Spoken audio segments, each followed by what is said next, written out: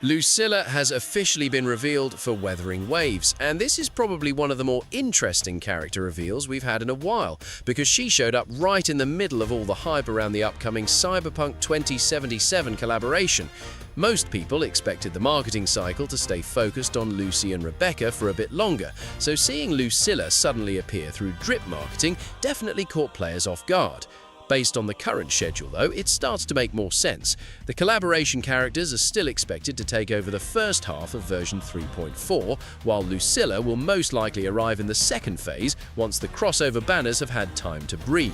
Since collaboration units are usually limited in a much stricter way than normal characters, there's a good chance those banners stay active longer than usual, so players actually have enough time to pull on them.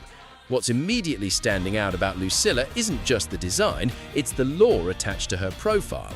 She's introduced as the president of Star Torch Academy, someone who approaches problems carefully and seems genuinely invested in helping her students pursue what they want. That already gives her a very composed and calculated personality, but the more important detail is her specialty, memory regression.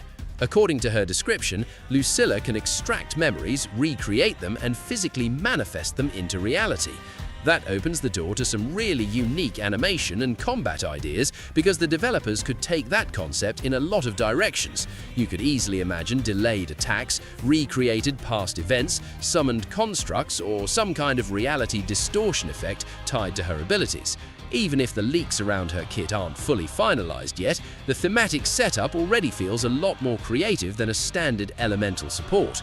Right now, the strongest rumor is that Lucilla will be a 5-star Glacio sub-DPS, and if that ends up being accurate, then the obvious connection is Hiyuki from version 3.3. Hiyuki is already shaping up to be a major Glacio carry, so it wouldn't be surprising at all if Lucilla is designed specifically to complete that archetype. Recent characters in Wuthering Waves have leaned heavily into fast swap gameplay and rotational synergy, so there's a strong chance Lucilla follows the same pattern, by applying buffs, enabling coordinated damage, or amplifying Glacio-related effects while staying mostly off-field.